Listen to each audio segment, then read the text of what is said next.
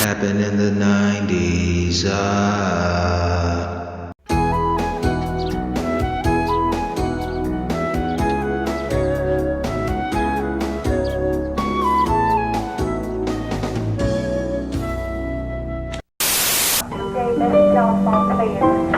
Was that your baby? Yeah. Twins. Twins. Wow. Twins. Can I, have one? Well, okay. How about the one on the left?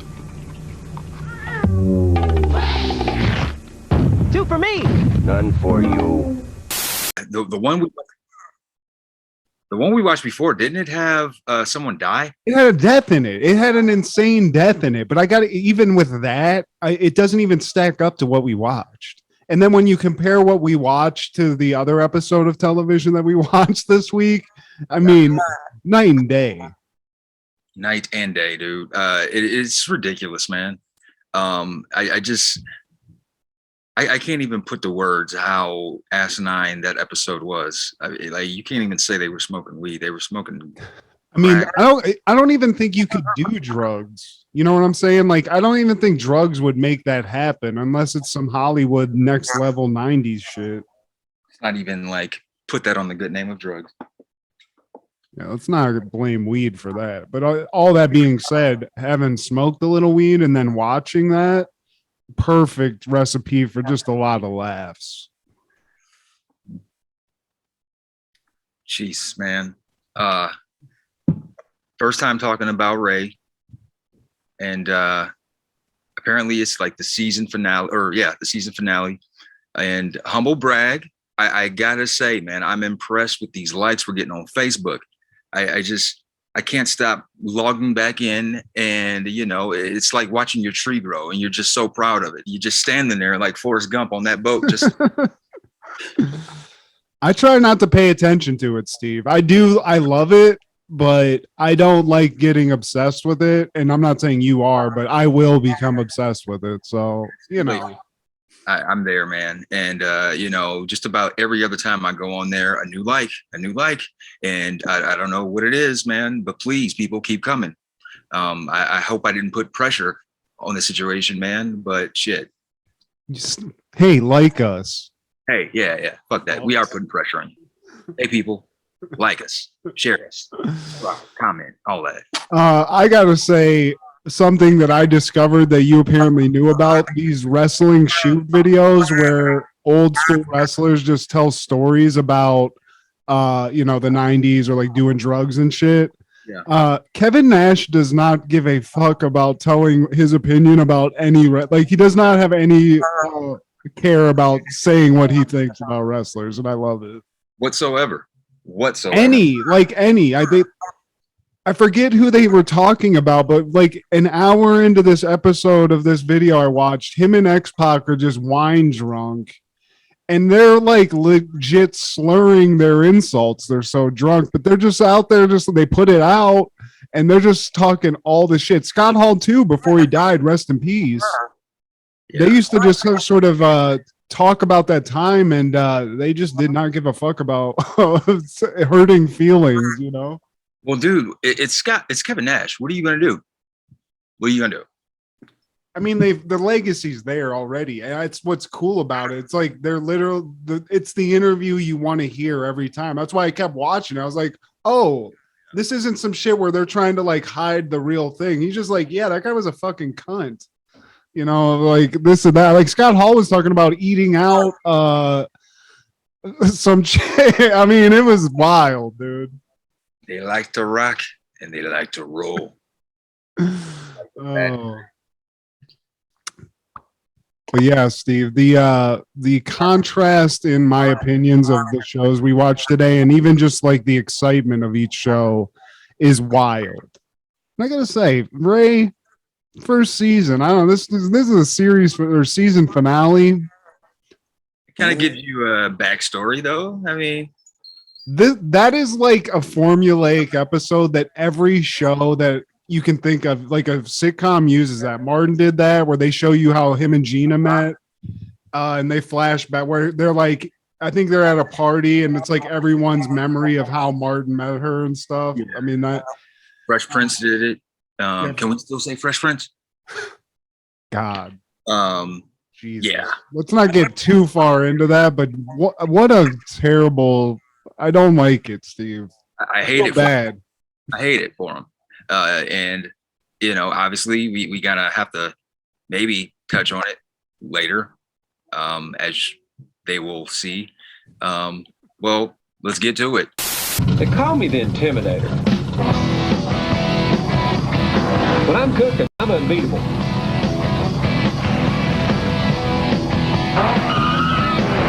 Give the folks what they came for. Give them their money's worth.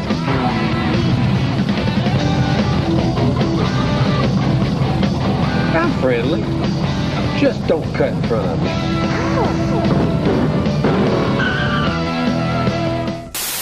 Hey, boys and girls, this is Steve G and Matt G with Happened in the 90s, a show where we talk about things that happened in the 90s. So get out your starter jackets and your Peggy Bundy leggings because they want effects. Dies effects, they want effects. Dies effects, they want effects. Dies effects. Dies effects. I lickety love it, Steve. You lickety love it? I lickety love it. I lickety love you. Got your Uchi, the Stoochie, the Kristy Yamaguchi, the Jaja, the Hippie. Yeah. I missed that time. Everybody just did staccato and triple beat, quadruple beat. I don't even know what he's saying, but it sounds good on that beat. Yeah, it was like Twista. It's like you don't understand half of the shit he's saying, but goddamn. Giving you the benefit of the doubt that those are words. Yeah. It's a syllable. Not Twista. He's not going to pull the ruse over us. Nah. No, what do they call him? What's his nickname? Tongue twister? There's something else. Whatever. I'm high, Steve. I'm scared. Adrenaline rush. Well, we're talking about all things April 7th in the 90s, my friend. This time around.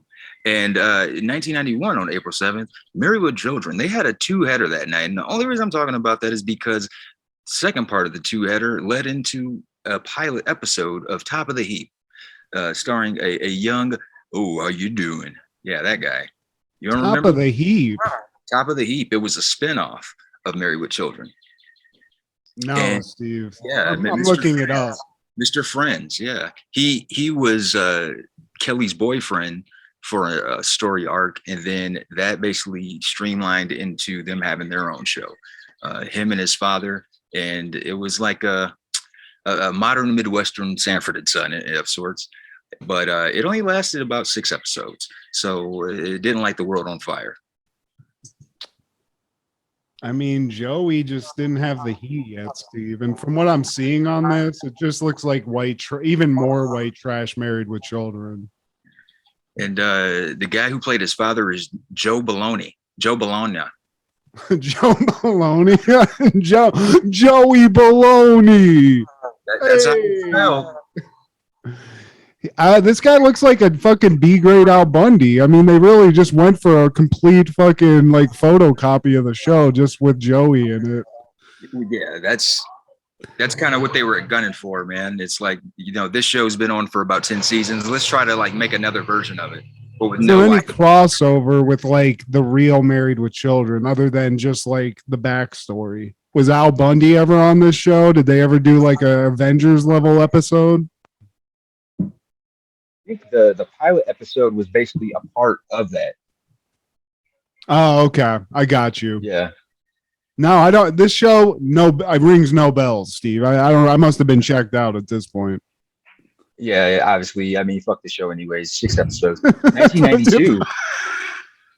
In 1992, April 7th, God's Effects released their debut album, Dead Serious, 38 minutes and 43 seconds. And it has the tracks They Want Effects, Mike Checker, and Straight Out the Sewer. You might. Can I be honest with you, Steve? Can I be honest? Yeah. The only reason I know about DOS FX is because Dave Chappelle referenced them in a skit. And I got to apologize. I don't remember DOS FX, but Educate me. What do you think? Flash in the pan. Like I said, they were kind of pioneers of that style of, and they did the song with Ice Cube. They did the check yourself before you break yourself. That was them in the hook. Oh And shit. Yeah, okay. yeah. But their time in the light, I mean, it came and went. It was really like early 90s. But so they utilized like the riggities and the liggities and stuff like that. Exactly. Okay. Well, maybe I'm gonna listen. Maybe I'll throw a little in the background here or something for this up. I gotta at least get some reference material. So sorry, DOS effects. I guess you were a flash in the pan. I mean, the only one I cared for was Day One Effects. I mean, the fact that they did that Ice Cube song, that's kind of like, at least that's out there, that's never going to go away. Because big dicks in your mouth is bad for your health. And now, April 7th, 1994, MOP releases their debut album, To the Death. It features How About Some Hardcore, Rugged, Never Smooth, and To the Death. And if you don't know about those, you're probably not aware of MLP or really. Did they not have a song called Annie Up? Annie Up, that's their opus right there. I know, I heard it wasn't on this. Yeah, they're considered underground legends because they didn't have a lot of radio play. But MOP, I didn't even realize they started this early. 1994, I was listening to Death Row, Biggie, some Nas, maybe Busta Rhymes. But shout out MOP. They have a really good song with Busta Rhymes on his last album. It's called Czar. And I feel like that is a dope workout track, man. It gets you amped.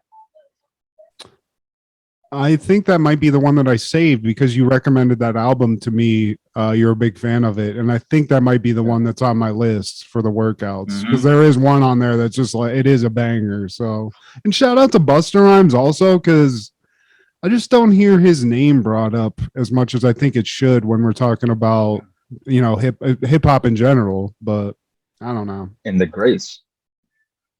One of the greats. I mean, the motherfucker was also an actor, Steve.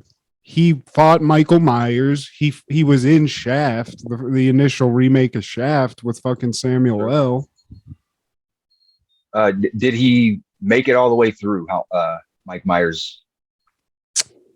Ooh, I think not. That's not horrible. Make it through Mike Myers? Did he skewer? Yeah. No, I think he died, but I think he threw down with Mike Myers though, if I remember correctly. I think there's like a famous scene where he's like, "Yo, Mike," or some shit like that. Very Busta Rhymes like fight scene, but I think he does die. I don't think he makes. Of course. Yeah, but Mike did catch those hands though. Oh yeah, dude. You're gonna take a couple to the chops. Now, April 7th, 1995, Bad Boys premiered in theaters. Two hip detectives protect a witness to a murder while investigating a case of stolen heroin from an evidence storage room from their police precinct, starring Martin Lawrence, Will Smith, Tia Leone, Teresa Randall, and Joe Pantoliano, who was also in Matrix. Pinch. Yeah, dude. This movie, I was gonna rewatch it. It was not available unless I bought it, and I just did not. But probably never will be now. It's fucking bullshit. But the before we get into that, the movie, people hate on Michael Bay movies, on his ridiculous, like intense movies he makes. This movie, it's great. It's not that long. It's fucking full of action and laughs. And this one in particular, I got nothing bad to say about it. It's a little first, the beginning of a franchise, man. We had a second, and then years later, a third. It's supposed to be a fourth, but. But I remember it being a big deal that like, oh, Will Smith's in a rated R movie. He was gonna say fuck. So you got that. You got the Martin Lawrence kills this movie. I think honestly, if it wasn't him in this,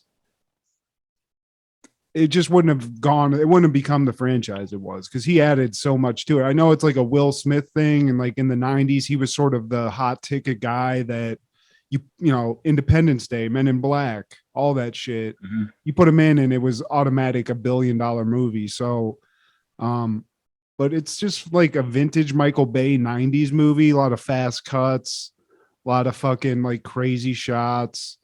I remember that scene where they go into some guy's house, but the guy's dead already, and they see like they have to like search the dead body, and Martin Lawrence is like has a bad stomach for that kind of stuff. So like I remember that scene in particular being hilarious. And I wanna be like Mike. Mike Lowry.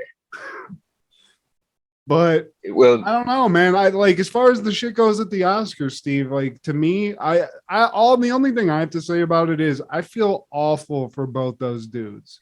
You know, I think what happened is Will Smith had a bad reaction to being in public, getting sort of embarrassed by his reaction, and then reacting based off his wife's reaction. And his family and his name has been kind of drugged through the mud a little bit. Kind of because they're putting themselves out there that much, but also it's just like he popped. The joke itself that Chris Rock said was a shitty. It wasn't really funny. It wasn't funny, but it was just like a throwaway joke. You know what I mean? So like to me, Will Smith had a bad reaction.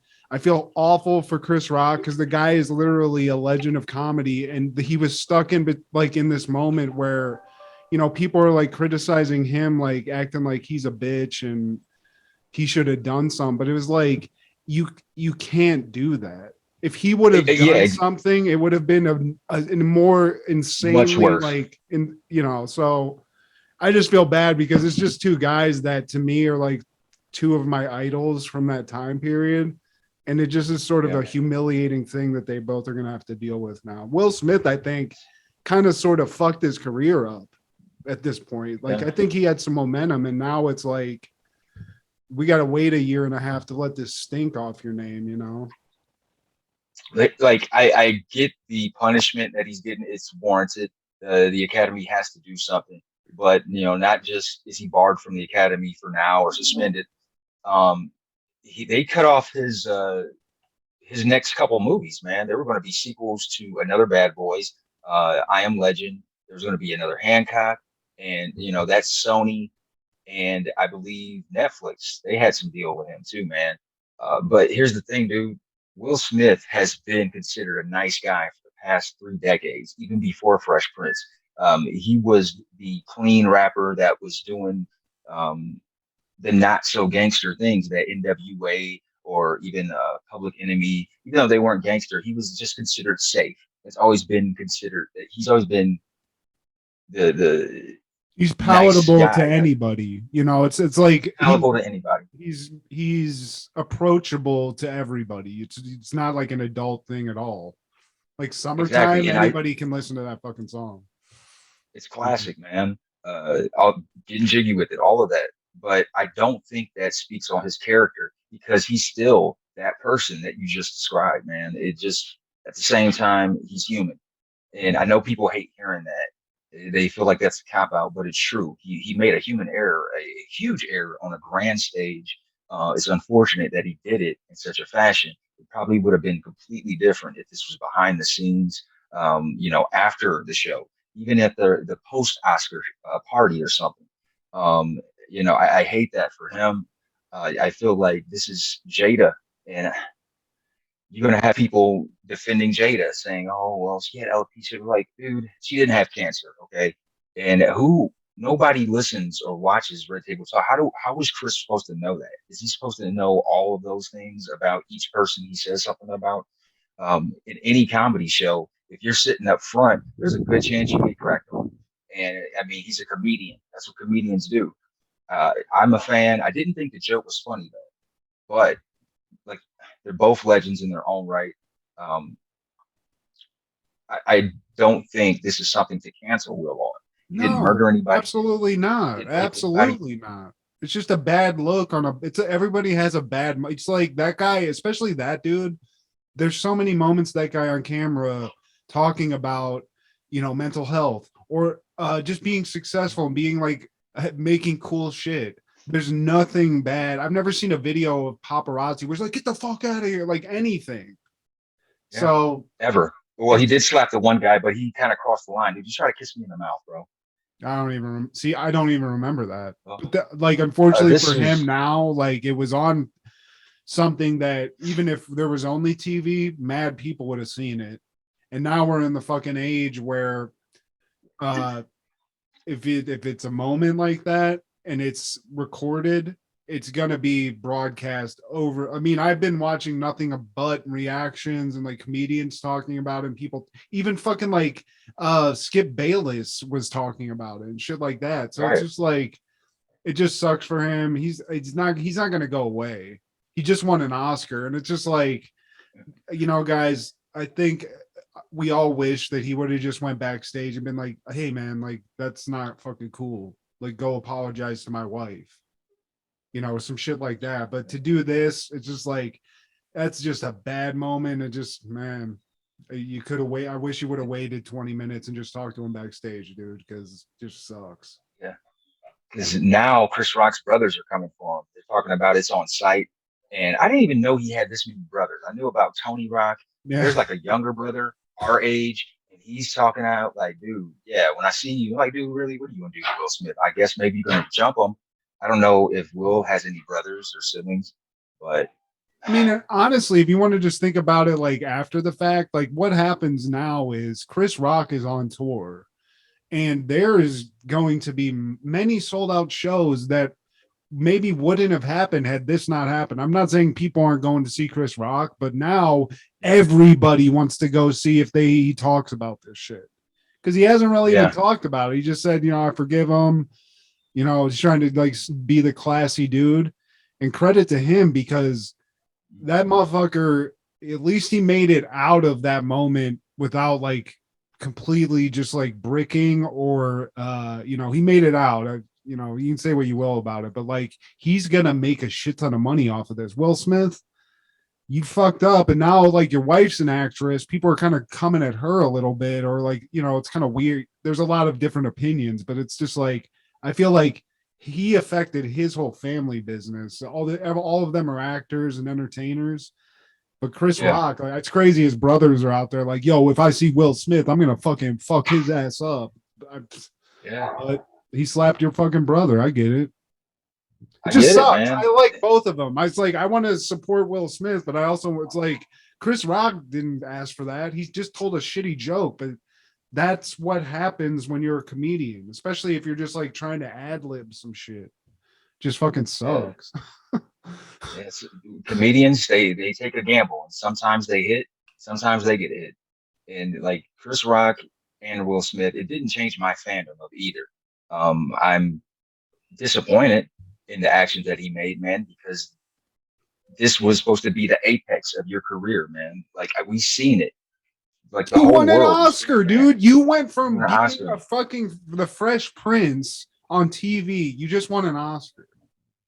You never did. That's the one thing he hasn't done in his whole career of acting. So I feel bad for him because he fucked that moment up for himself. He fucked that up for like the Williams family. Like they were there. It's like he kind of fucked it up for a lot of people. And it's just like selfish move, but it came from a place where I guess he just felt like he had to defend his wife, and just fucking sucks, dude.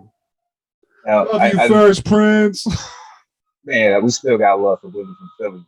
Now, I have friends who read his autobiography, and they said that when he was a kid, his father used to beat up on his mom. He had an abusive father who would get drunk and just pound on him.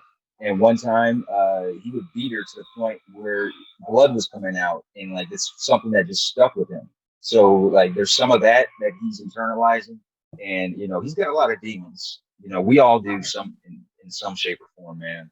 But some of it has to do with that.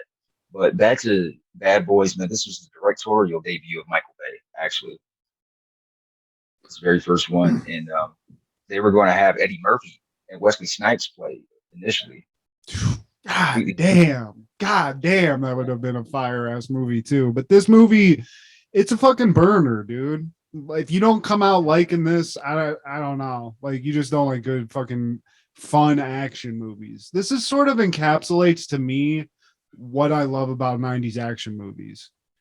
You get a little bit of everything. You get a little bit of funny. You get fucking, cars exploding, drug dealers getting shot with shotguns and flying through the air like they, got hit with a missile. It's great. I like And John Michael Bay Sally. movies. Yeah, John Sally is in this shit, isn't he? The goofball. He's got like googly eyes. Yeah, he's got like these bifocals, and he's like the computer geek guy. I just remember like they had that repartee with like the Latin detectives, and they always would like tell racist jokes at each other. Like they'd walk and be like, "Hey, you guys want a couple of grape sodas?" It's like, God damn. Will should have slapped their ass. You know who probably didn't watch Bad Boys when it came out in 1995 on April 7th, Matt? Who's Steve? Probably Johnny Depp and Marlon Brando, because they were busy watching Don Juan DeMarco when it was released in theaters on that same day. A psychiatrist must cure a young patient that presents himself as Don Juan, the greatest lover in the world. Yeah. I remember women busting over this, but I've never seen this. I'm a fan of Johnny Depp, but this was like that movie Chocolat. I just wasn't. It's not going to happen. Yeah.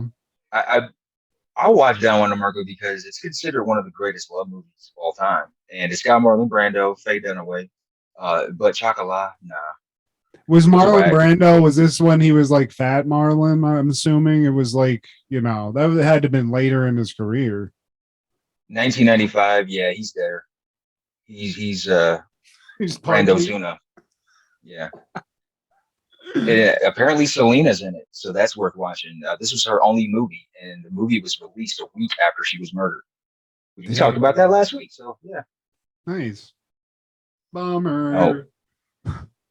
Mike Judge heard a rumor that Marlon Brando and Johnny Depp were both fans of Beavis and Butthead, and at one point when the cameras were not rolling, Brando and Depp were sitting on a couch doing impressions of the duo, and it's believed that Brando did Butthead and Depp did Beavis. At one point, Depp personally asked Judge if he could play Beavis if they ever did a live action movie. What?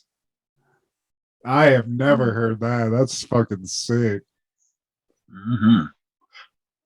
Now, on that same day, 1995, when Bad Boys and Don Juan DeMarco was released in theaters, a Goofy movie premiered in theaters. How crazy is that?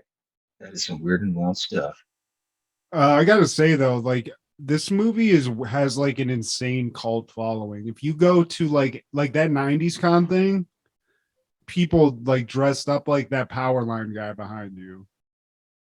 The fact I even know what the fuck that guy's name is insane. But like people cream over this movie. It's a pretty good movie. I hate you. Here's my thing, Steve. I think Goofy's one of the most annoying characters of all time. Yeah, I hate it. But this movie, not bad. Yeah, well, man, you're trying to save yourself from sleeping on the couch tonight. You already know. I'm telling you, I watched it with like wanting to probably shit on it. It's not that bad. It's just a generic movie with Goofy in it. Now, they say that Powerline is a mixture of Bobby Brown, Prince, and Michael Jackson. Well, people cream over that shit.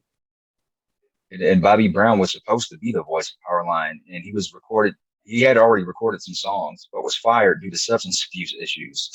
Go figure. Bobby, you can't smoke crack in the booth, bud. Bobby. That's hilarious, though. Like, hey, man, this is Disney. You can't be doing lines off of the fucking mic stand, bud. Yeah. Even though our founder is a piece of shit who's done way worse things. Worse things. We still do drugs, though, bud. Drugs. Being anti-Semitic and racist, yeah, that's okay. But, no cocaine, Bobby. Now, 1996, Sabrina the Teenage Witch, the movie, airs on Showtime. The sent by her parents to live with her two eccentric aunts, Sabrina Sawyer discovers her 16th birthday that she's a witch, and a young Ryan Reynolds is Hmm. in. Yeah, So this wait, was does this predate the show? it predates the show that came out later that year in '96. I don't. Young Ryan Reynolds is scary. He looks like an android. I don't like Well, that. he's Canadian, so that might have something to do with it. Hey, That's crazy. Jesus Christ, that guy's been acting his whole fucking life. It's wild. yeah, him and the other Canadian Ryan Gosling. Who? Gosling. Oh yeah, you're right. He might have been acting longer than Ryan Reynolds. Actually, what's going on up there, guys? Now, that following year, 1997, Baywatch airs the episode Rendezvous. Cody has an encounter with a mermaid, and two teens form a suicide pact after their parents disapprove their relationship. This is one of the most insane. This is a look into insanity, Steve. Yeah. I just can't. 7 seasons of Baywatch. First of all, bravo to you for figuring out how to keep titties and ass on TV for this long. But clearly, by season 7, episode 17, the well had run fully dry, Steve, and this is what we got. It did have its jogging scenes with bouncing tits. Oh my god! I appreciate mean, that. the fucking one, the mer bitch had her tits were out. They were out. Huh? She had nothing on. She was just out there, Yeah. Steve. They don't make bras down there, so yeah. Freaking under the sea, Steve. Under the sea cup. Ayo. But so they start off with the theme, and some things caught my attention. They go through the cast. They got the Hoss, they got Pam, they got Yasmin, and then at the very end is the balding guy. And I feel like this is like the circle of life, maybe. You see all these attractive people. Yeah, this is what they'll all become. And some of the women here in a couple years and decades. Just watch. We're going from hottest to ugliest, bud. Sorry about that. But that guy's Jack City, though. Bald guy, he's power fucking after the rap on this show, Steve. He's out there. You got to make up for it somehow. David, this is the episode that features your boy, Chokovich, and they have Tracy Bingham. She is very attractive. They have her in the theme. And she's very attractive, and she is very absent in all these episodes of Baywatch that we covered. Like, I mean, where is she in any? I think when the chick died in the last Baywatch we watched, I think she was in the background. But I mean, give the bitch a line, guys. Do she's something. in the intro. I mean, damn, I'm with you on that. But this one, I mean, it is. We're here, Steve, and my initial just shock from this is just like the amount. There's a montage at the beginning of this episode that's just sort of it's confusing because we're at like a diving competition that appears to be happening in the rain. Did you notice that? Oh, confusing. That's the word you're using. I was thinking homoerotic. It's a vignette of David Chokovich clones doing some synchronized dives and some just close-ups on dongs, close-ups on Speedo ass, close-ups of like there's rain falling in the scene, but sometimes there's not, Steve. And that's what I was calling confusing. Just about the weather, not about the dongs. Well, yeah, it's very Calvin Klein. It is. It does have one of those like eternity commercial. It makes no sense. It's just a bunch of like bulging. Virtue. Yeah. It's Johnny Depp playing a guitar in the middle of a desert while wolves howl at the moon type shit. It's weird.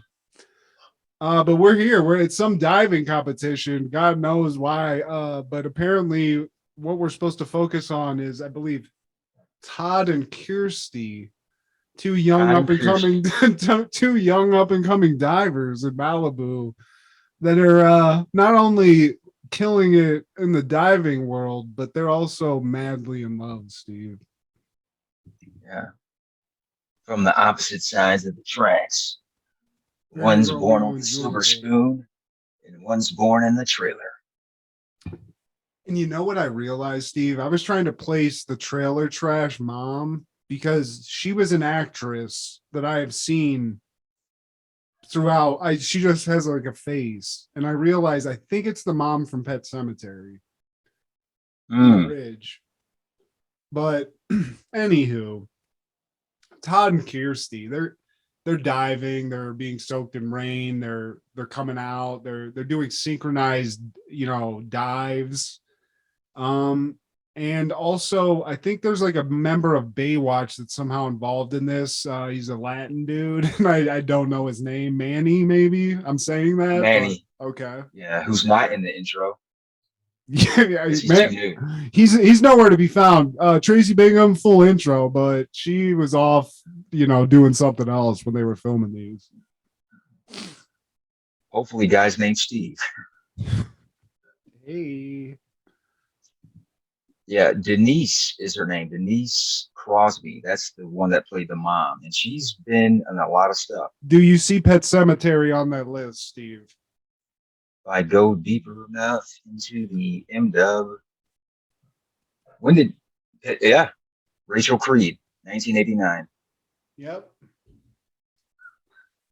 She had the fucked up sister with the fucked up back that terrified me when I was a little kid.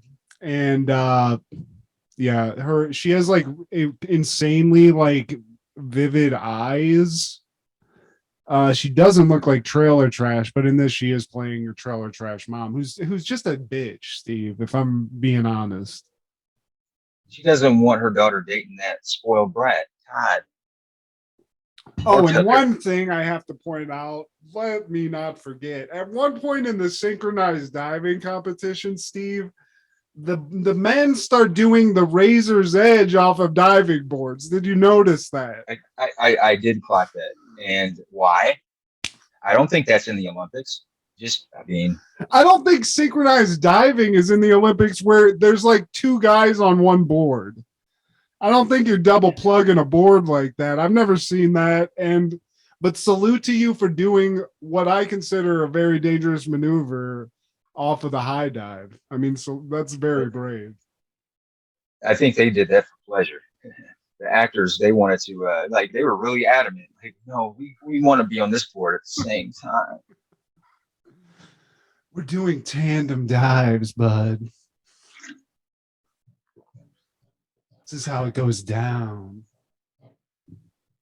But they, and like, go for it. Sorry about that.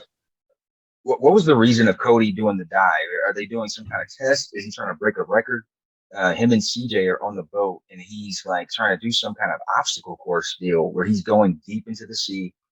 And she's checking his heart rate, and he comes back up with like a balloon or some shit. Like, what was the point of that? I tried to figure it out. I didn't rewind it, but I think what was happening there is he's trying to do like some hold your breath the longest like dive competition thing. So he's riding a weighted sled to the bottom of the ocean. Yasmin Bleeth and Pamela Anderson are on a boat logging some kind of statistics. They have a stopwatch and some like a heart rate monitor. I'd be happy to see them when I got up, but I don't know if it's those people that I want monitoring my life. Right. But he's riding the sled. He gets down to the bottom of the ocean. He's down at the bottom of the ocean, Steve. I'd be terrified. But obviously David Chokichi's been working at this for a while. He's down there.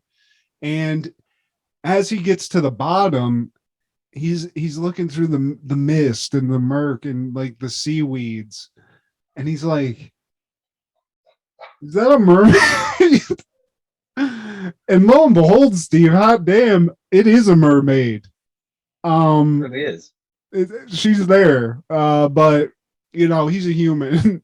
He can't breathe underwater. So he's got to pop that balloon. He gets back up and he starts telling the tale, and Yasmin's not having it. Yasmin's like, it's, and he's even trying to say something, but CJ, Pamela Anderson, she's like, you saw a mermaid. It happens. What is this, your first Just time? nonchalant. Yeah. Like, but he did, Steve. I mean, she's there. She's there. She has, a young me would have loved this episode because the amount of tots in this episode, Steve, the amount of breasticles just out there was amazing. So this mermaid flashed David Chokichi underwater, and now she's living rent free in his head, Steve. yeah, and none of it still makes any sense to me. This 38-year-old man, maybe he's on helium. Maybe that was in the balloon. He got some of it in his shit, and he's like, "Oh man, I see warlocks down there." He did a nitro balloon, fucking at the bottom, Steve. That's hardcore. That's. I didn't know warlocks could swim. Yeah. But here we are, mermaids and warlocks, and that's Pamela Anderson's tits. I haven't died. Me, Steve. I'm David Chokichi. I'm at the bottom of the ocean. I see something in the murk that appears to have some sort of fish-like tail. I'm going to assume it's a shark, and I'm going to immediately not do anything else, be like, wonder what that was. I'm going to go up to the fucking boat and be like, get me the fuck out of this fucking water. Because there's a shark down there, but I would never even know there was a mermaid. If I saw a mermaid, I would assume I had all the acid I did in college. Like it's one of those, I cracked my back and had an acid flashback or some shit.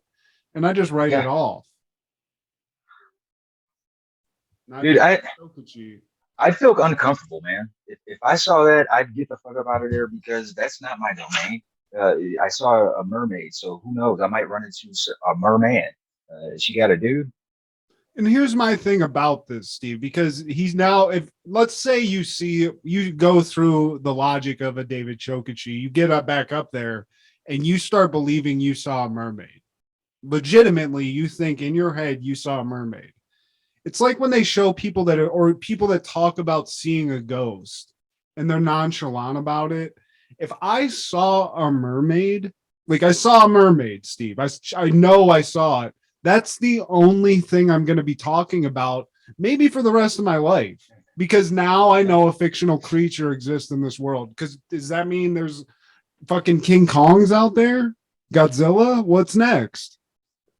And then that would take on a life of its own and a series of its own, because like you said, my character the same. Every episode, oh no, we have a new topic for it. No, I still want to talk about this mermaid. Guys, can we get back out there? Can we call the fucking National Guard? I don't know. How many are down there? Are we going to have to fight a war at some point? What's going on? And then that streamlines into Matt's spinoff. Matt sees a mermaid. Yeah. Starring Matt Geddick and who's mermaidish? Tom Cruise's ex-wife. Nicole Kidman. Nicole? Mermaidish. Yeah. Starring Matt Geddick and Nicole Kidman. Matt sees a mermaid on WB. Guys, I'm telling you, it's just me on a street corner, half naked. Remember that episode? Yeah, remember me in that episode, man? I saw the mermaid, man. We should not leave that. Let that go. Yeah, you're on to something, man. Yeah, this could go at least 4 seasons. Put it in syndication. Yeah. We'll get all the months. But so that happens, Steve. We come away from that. Pam's very nonchalant. Everybody's sort of writing this off. Even David Chokichi, he doesn't want to think he's crazy. So we cut back to Kristy and Todd's little story. Kristy, a young trailer trash girl in love with Todd, a really rich guy by all accounts. His family has a boat in Malibu. They dine at the finest facilities and restaurants. And but like you said, you alluded to previously, the families don't like that they're mingling. The white trash mom's like, don't hang out with a Todd. He's just gonna impregnate you and leave you. And then the rich family's like, that trash. just go to college. This is high school. I mean, honestly, if you think about realistically what the rich family said, just you're going to college. You know, like this is not gonna let this doesn't need to be this intense, Steve. It doesn't. It does not. I mean, your father wants you to go to college. I wanted to go to college without my father being present. So like, dude, what are you about, man? It's fortunate enough that you have like both your parents, they're married, you come from a good life. You're talking on a boat. Take it from a guy who didn't grow up with a boat. Uh, Go to college. If your dad wants you to go to Dartmouth, because his dad went to Dartmouth, go to Dartmouth. They're better looking bitches than Kristy. I promise you. And I've never even been to Dartmouth's campus. But looking at Kristy and the fact that it's California, if I was a betting man, I put my money on the fact that Dartmouth has better looking bitches. Even if I wasn't a betting man, I put money on the fact that Dartmouth has better looking bitches. I take that back. Kristy looks like this. She's not a looker. I mean, but No. this is deep senior year love, Steve. These kids are senior year. They're about to go off. They don't want to. This is just a bad teenage mistake. But they're in this moment, Steve, and they both sort of take this news badly. They meet up on a cliffside. Seems real dramatic. Like maybe just go, fucking make out and finger fuck in a car or something. Like it ain't this.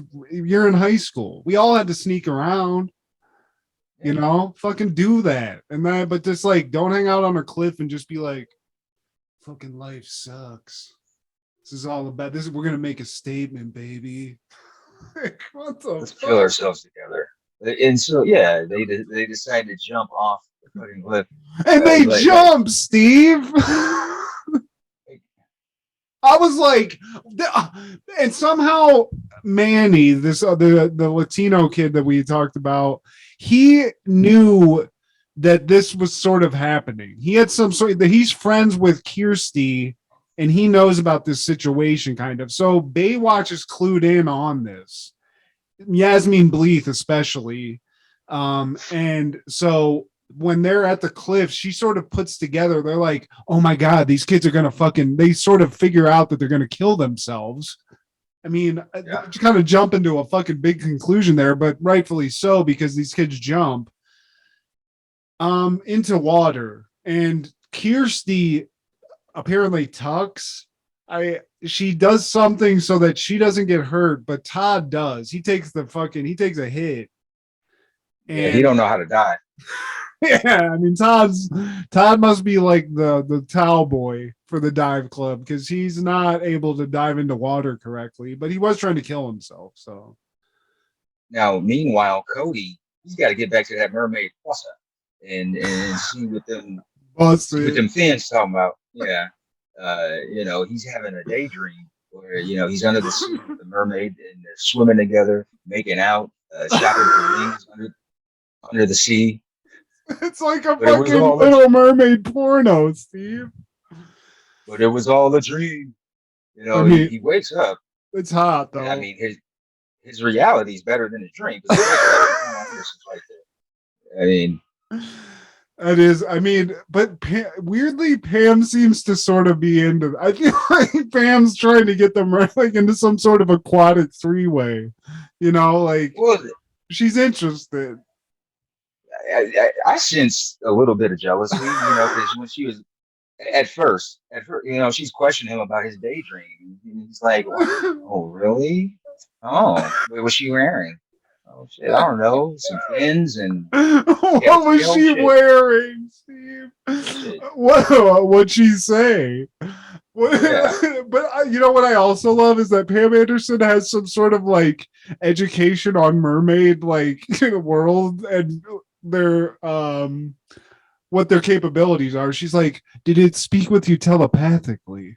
Because that's what mermaids do. It's like, what? Where did you read that? What textbook? How did you become a scholar? Yeah. This episode is so ridiculous, but he's got to go back down, Steve. They gotta know. I'm gonna go back down and see what's going on. So they go down, and CJ stays up at the boat, She's monitoring the vitals. Chokichi goes down into the depths. He's down there about 4 minutes. And then he sees this I forget she has a name. It's like Mermaidos or Myrmidon or some shit. Melasan. And they start speaking telepathically, Steve. Telepathetically. And then sexually. Because this is a mer slut. She's just instantly on David She's trying to choke a cheese, Steve. And man, choke a fish. And they make out. So technically he's cheating on fucking Pam Anderson, but you know, when a bear's hungry. It fell on his lap, man. You know, like she keeps calling him Christopher, the mermaid. Yeah, she's a little confused and he doesn't say anything. He's like, but he can't talk. He doesn't have telepathic abilities. But she's not. But here's what I loved about it, Steve. You know, he can't breathe underwater, so I guess he isn't cheating on Pam because how the mer girl helps him to survive is just making out with him. They embrace, they make out, they transfer oxygen, and he's down there 8 minutes, Steve. 8 minutes. He's not David Blaine. This ain't David Blaine. This is Chokichi. He's only done 4. I mean, that's got to be some record. 8 minutes. It's impossible as far as CJ goes. But I forget, does she go down or does he just come back up? Well, I think she went down later in the episode, man. But it was funny when they're talking telepathically. And she calls him Christopher, and he responds, "My name's Cody." But he's saying it in his head, you know, he can't speak. It's like, "My name's Cody," but he just says it in such a Cali bro way. Hey, bro, my name's Cody, chick. Yeah, this is gnarly. But yeah, I just forget the chain of events. But anyway, there's a mermaid, Steve. We're out. Fuck a dream. Fuck a wet dream. This is this is reality. He could go down and fuck this mer chick's all about it too. So I mean, he's got nice titties too. I mean, and they're out. Like you said, there's not a shell that can cover those fucking behemoths. I know how she stays afloat. I just can't believe they did this. I can't believe that this got passed as an episode of television where they were like, you know what? Yeah, I saw a porno like this. Just we're not going to show any blowing or fucking, but all the other stuff we're in.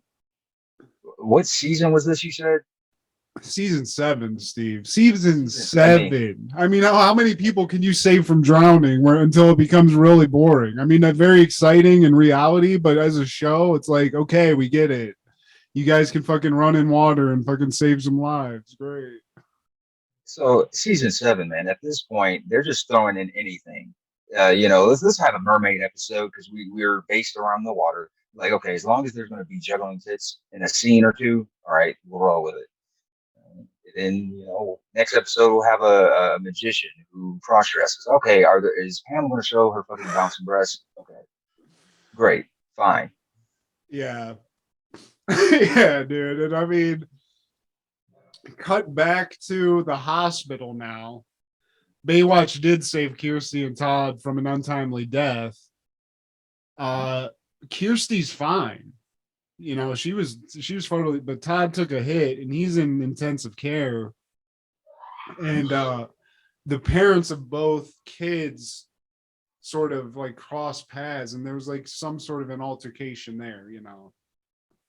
Your son is the reason my daughter is here. Well, your daughter is the reason my son is on the hospital. And it's just like Mitch had to set them straight. Like, look, they both tried to kill themselves because they're fucking idiots, okay? So y'all need to work that out. Maybe go to some shared counseling. I know you got the copay for it, Mr.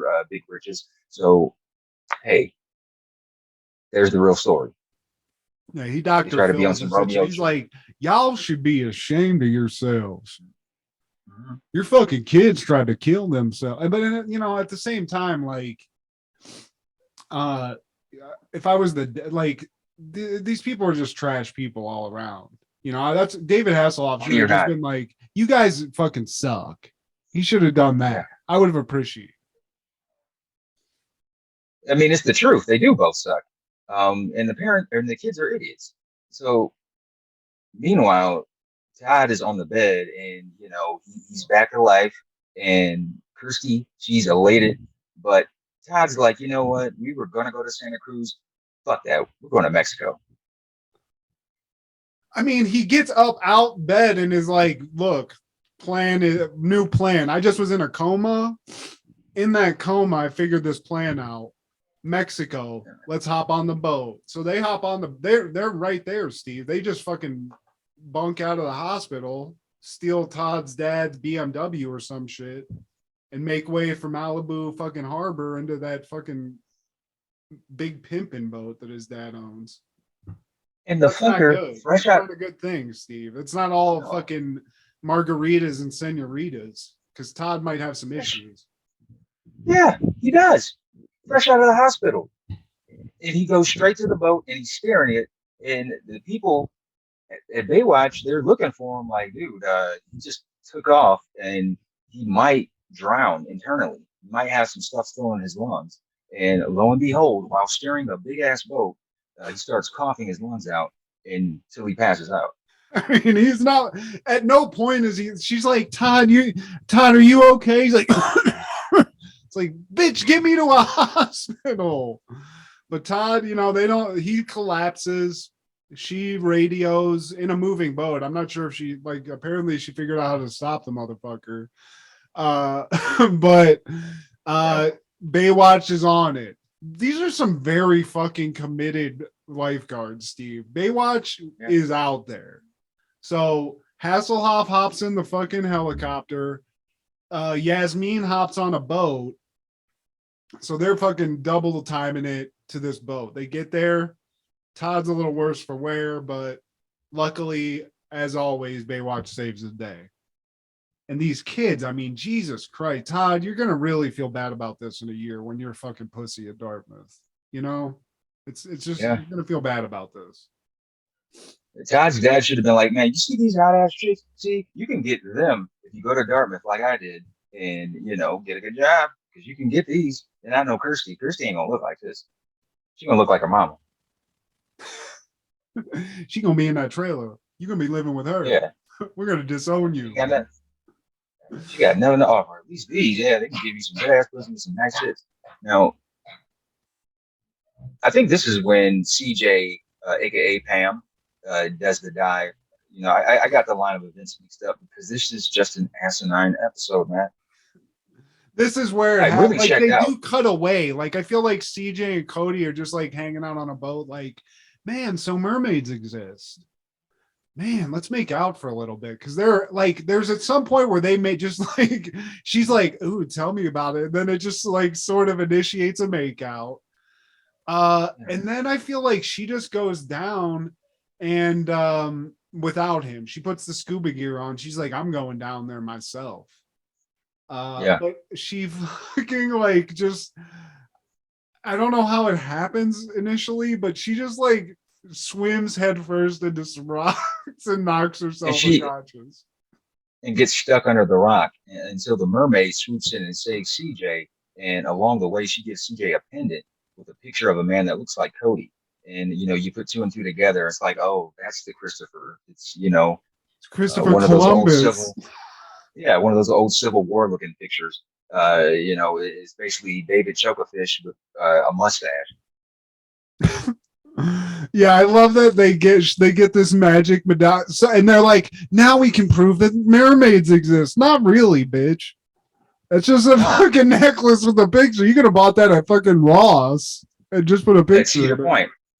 Yeah, they do that at Cedar Point. It's like, oh yeah, you want to look like those old Westerners, or you know, do the Civil War era? All right. I mean, at one point though, there's like, I don't remember where it is, but there was this hilarious shot where I think they're like focusing on Chokichi talking about the mermaid, but in the foreground of the shot are just Pamela Anderson's tits just out there. It's just like literally 50% of the shot are just tits. Now that's a titty. Also, I do want to remember to point out that at some point, I think the mermaid came up while Chokichi and Pam were making out, saw that, and got like jealous. She was like, She felt a certain "No, way. Christopher." Yeah. But again, she's the better woman. She's the bigger person or mer person or whatever the fuck, and she helps to save Pam. They have the necklace. But I don't remember what happens after that. Well, they talk about the necklace, and they're like, you know what? We could tell the backstory of how I got this necklace, but nobody will believe us. And so, despite the fact that this mermaid saved her, what does she do? She throws the fucking thing back into the water, and I feel like that's a sign of disrespect. But the mermaid, once again, this speaks on the mermaid's character. The fact, listen to me, this is a horrible fucking episode.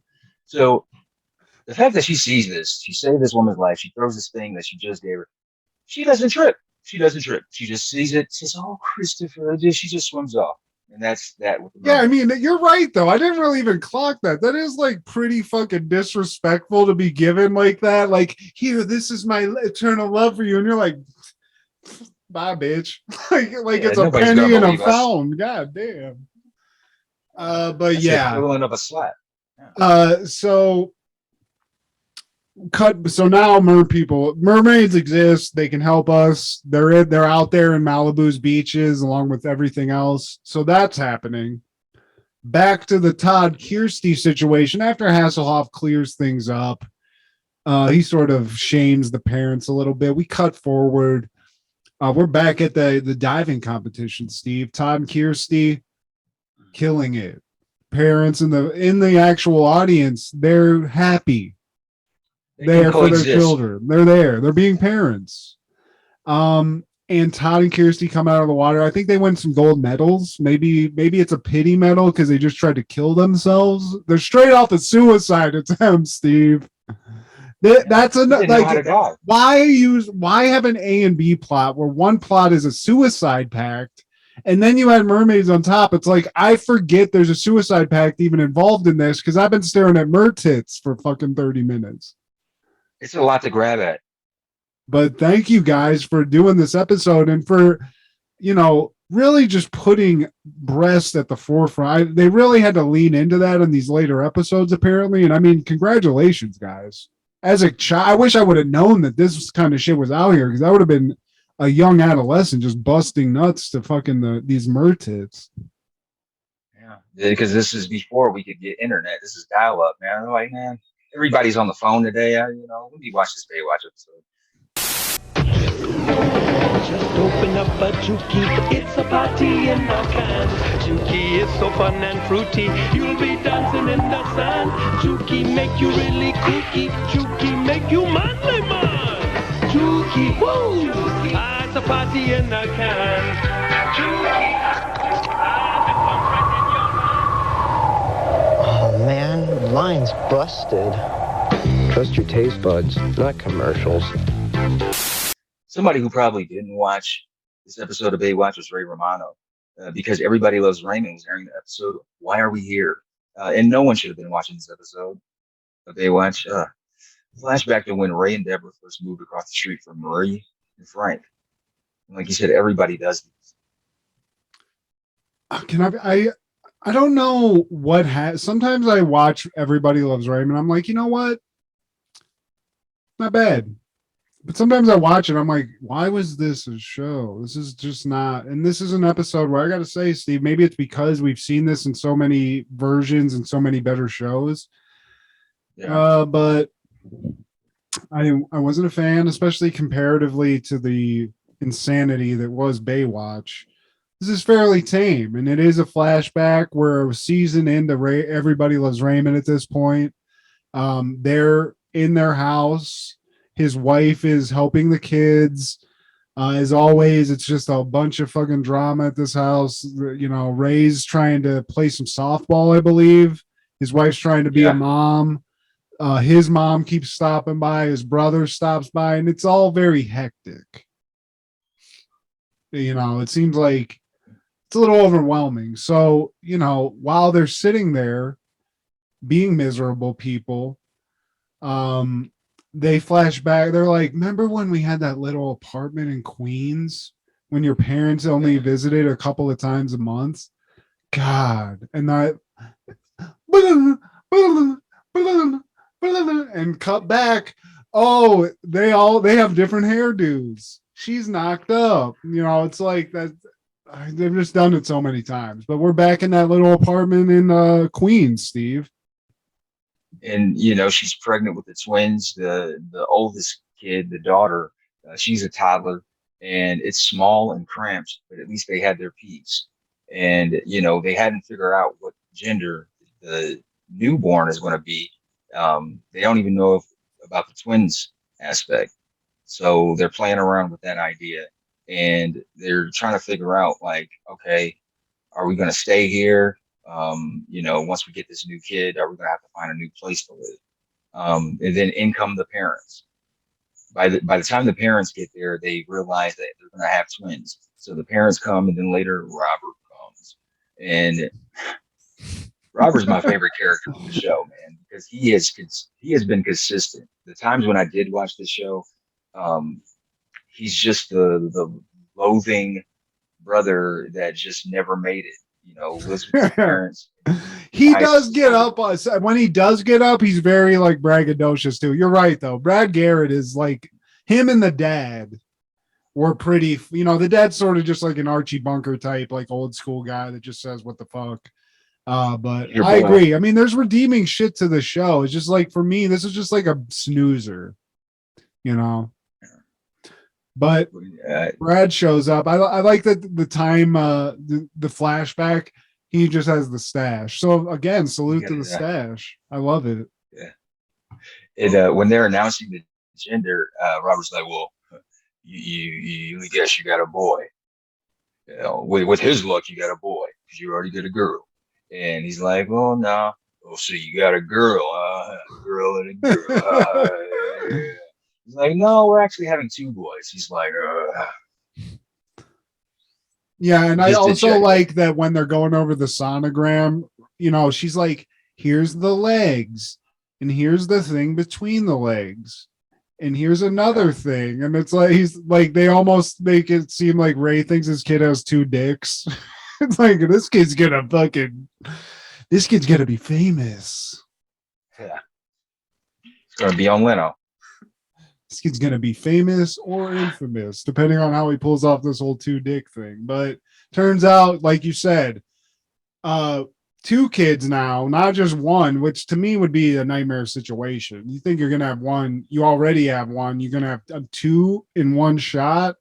You know, salute to you for a good sperm, but financially that's got to be a nightmare. So they do have to move now because you can't really have three kids and two adults in a one bedroom apartment. It's cramped, Steve. Oh yeah, that's cramp. And you know, the parents, they suggest that they move across the street, and lo and behold, that's where they are now. At first, it wasn't a big deal. You know, Deborah, the wife, you know, they do a tour of the house because it's owned by Raymond's dad, and they're talking it over, and they're like, you know, it's not that bad of an idea. You know, we're close proximity. They can watch the kids from time to time. And, you know, this is before the cringe factor sets in with Deborah, before she really starts to like abhor the parents. And like, you know, when they come back to current day, Deborah's just like, oh my God, what a dumb idea. It was my fault this whole time. Yeah. Yeah, it's like everything that she was saying was like your mom's fucking too much, and Brad, like your brother's always over here, and this and that. It's like in the flashback, she's like, it's not that bad.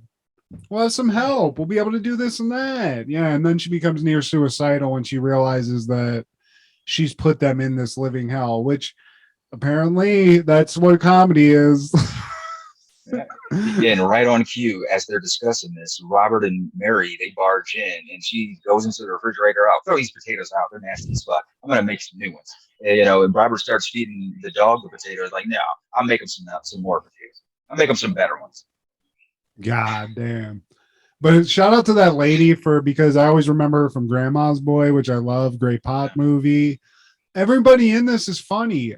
Ray Romano, he's been in some shit I liked. Not really this show, but just it's not moving the needle for me, Steve. It's just not moving the needle. Put a mermaid in here. Put a busty mermaid in this. Do something. Yeah, David Chokovich. Yeah, like the saving grace for me with some of these celebrities is when they host SNL. I wasn't a huge fan of Everybody Loves Raymond, but man, he did kill it when he hosted. I believe twice. Oh wow. And he's been around as long as Bob Saget and all those guys, Chris Rock even, Ray Romano, man. But the general population didn't really know about him like this until the show. But he's a legend in his own right. Not my favorite of comedians, probably not cracking my top 50, but respect. Yeah, I mean, he's successful as fuck. The show lasted forever. It was on there. Yeah, so it's this is a show. It's a great if you like having a TV on when you're going to sleep. It's a great show for that. Great. It's not horrible. It's not horrible, man. I mean, I wouldn't be above covering another episode, probably a better episode. That's not the season ending. Let's not put it in against an episode with TNA and mermaids and suicide. It's just too much. It's too many things. Stark contrast. Now, not too long ago, we covered Pauly on Fox. It was a show starring Pauly Shore, and I said that was the end of that show on that day, March 3rd, I believe. But that was the beginning of the show. That was the series premiere. And today, April 7th, 1997, when mermaids with titties are floating around saving bitches, and Raymond is having the flashbacks, Pauly Shore, here's their final episode on Fox. And grand opening, grand closing. Only 7 episodes. Yeah. We just talked about the premiere last month, man. I was about to say, it was a very quick exit for Pauly, but hey, buddy. There's only so much of Pauly Shore you can take. There were no other notable names on the cast list. It's just like we're going to depend on Pauly Shore's star power. I mean, every movie he was in had somebody else, Biodome, Stephen Baldwin, Son-in-Law, somebody else. Maybe that was the one. Dude, In the Army Now, I'm still going to defend that movie, though, because David Alan Grier kills it, but Pauly of the show, are we surprised here, guys? No. Chilling with the weak, though. 1998, George Michael is arrested in a public restroom in Beverly Hills, California for lewd conduct. He is subsequently sentenced to community service and later describes it as a subconsciously deliberate act. I mean, yeah, you were trying to fuck in a bathroom. Damn, look at that facial hair, though. That looks photoshopped almost. That's insane. Looks like gay Iron Man. Like Mark Marrow. Yeah, it does. I love that weird soul patch, though. What's that made out of? Man, a landing strip. What? I mean, he got caught fucking in a bathroom, right? He tried to. I think he tried to. Okay. Well, damn, you can get arrested for trying to fuck in a bathroom? I mean, damn. Yeah. What are we living in? The whole headline, you can't see it, man, but it says "Zip me up before you go," and I just thought that was clever. For you new millennials, that's a Wham reference. That's funnier than the episode of Ray. So, now that same day, Do or Die releases Heads or Tails, 71 minutes and 58 seconds, and this is the same group that did PIMP-ology. That's true. We learn these hoes biology. Obviously, well. I feel like we listened to a Do or Die song in the car in Bromfield, and I can't remember what it was. Do you want to ride in the That's backseat what it again? is. Yeah, that's them from Chicago, man, with Twista.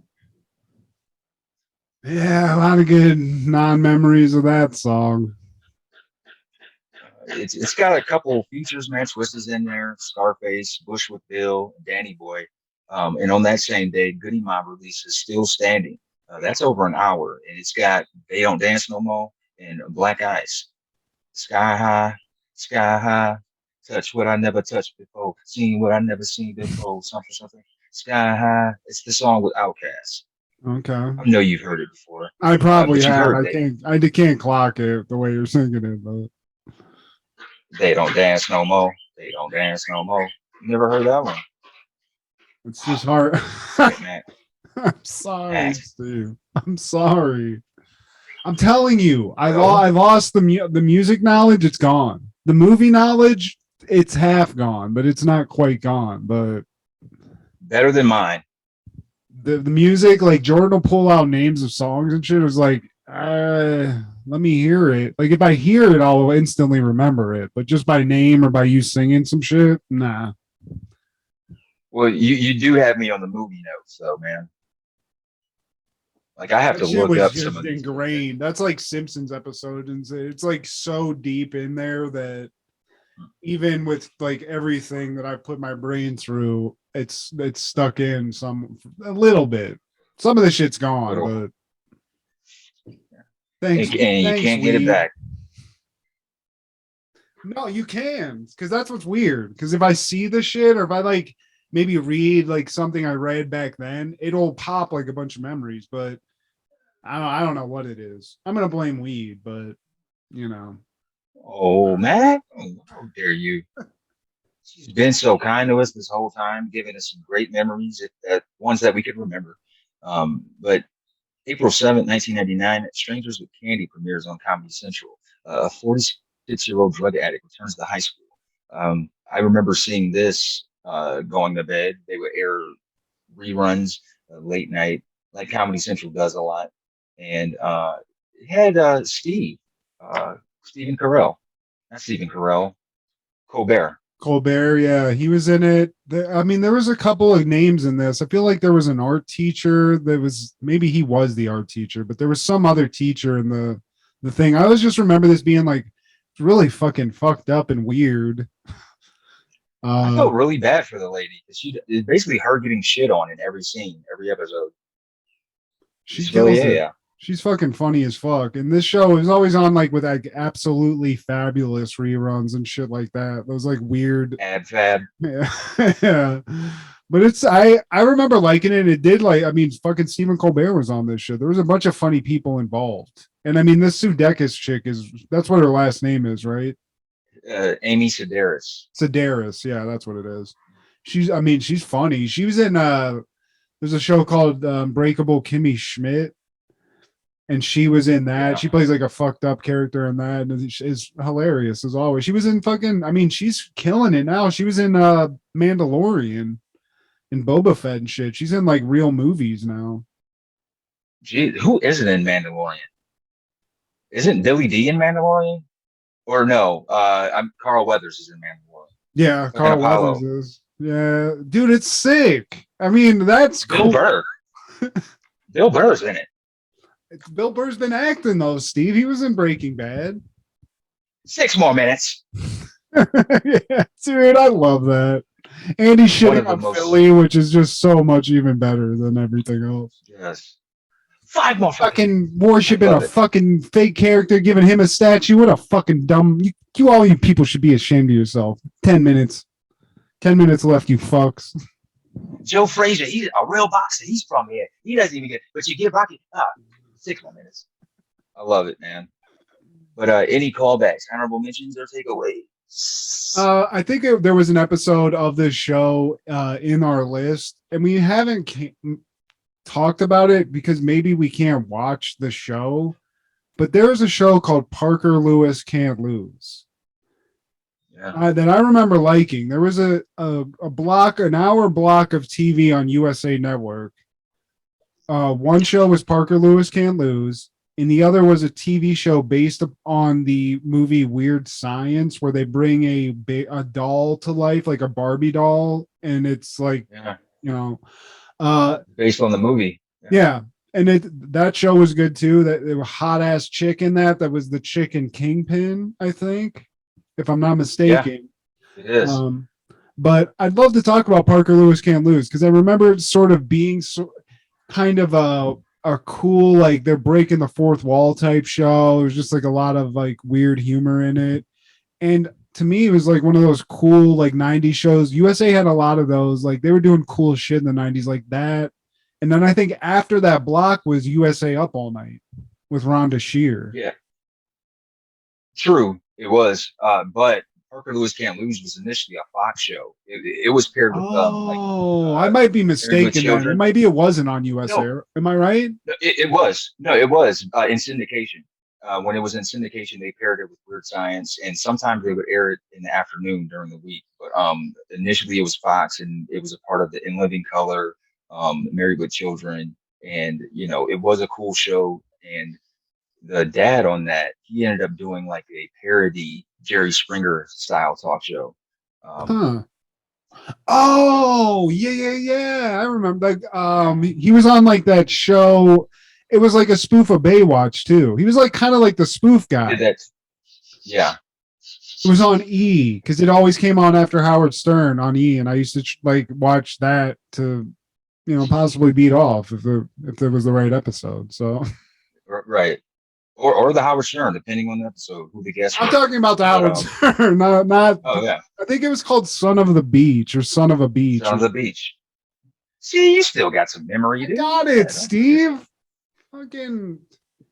I'm sorry. I'm sorry to talk negatively on myself. I'm sorry, Weed. Dare I?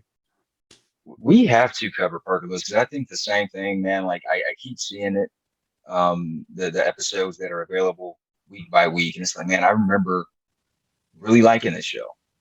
It was like the lead in to In Living Color, if I'm not mistaken. It kind of had like a vibe of like, remember how Clarissa Explains It All? She would like talk to the camera, and she would have like, it was sort of like kind of, maybe they based Clarissa Explains It All off that or one or the other, but the guy was Zach Morris.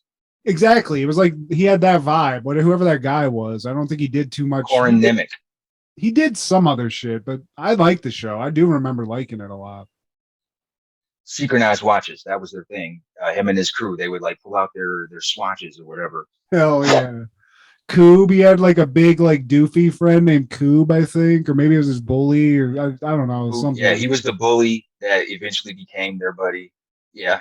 Dude, you got it. Dude, Steve, thank you, man. I'm feeling reinvigorated right now. Every now and then you just got to clear the cobwebs.